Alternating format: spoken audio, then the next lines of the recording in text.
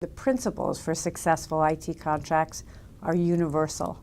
They apply whether it's in a health IT context, in a financial services context, in a communications company context. They're principles that we bring to bear to our clients in every sector. Preparation is the key. And one of the first, most important steps is to designate a clear project lead who's responsible for the project from the get-go. The first thing that we like to see project leads do is to scope in detail the project so that the client can think beforehand, before even considering what vendor they might be engaging, what is it that they're looking for. Tying payment of vendors' compensation to the achievement of real quality objectives in an IT procurement is a great project management tool. I mean, if you just think about it, why should you pay someone if they haven't performed what it is you asked them to do? Tying payment to project milestones, making sure that they achieve a deliverable before it is that you actually pay a certain percentage of the payment, that will make the vendor accountable.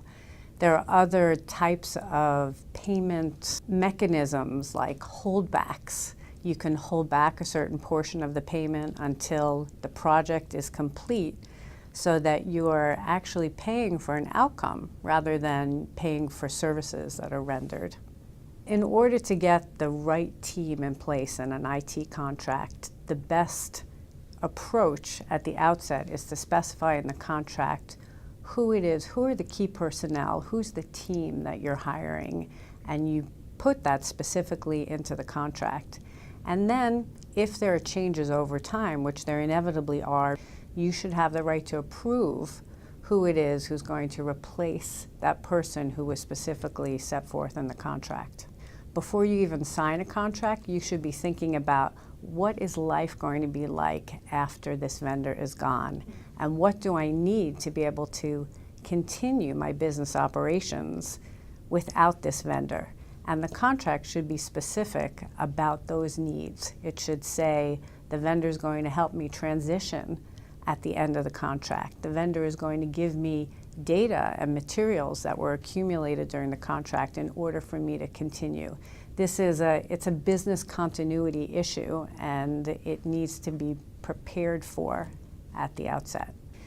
Lots of big IT projects fail because there is not a close continuing relationship between the client internal team and the vendor team throughout the course of the project. The vendor will always need the client's input, information, feedback on an ongoing basis, and there needs to be a closely monitored, tight, successful working relationship that continues throughout the term of the contract.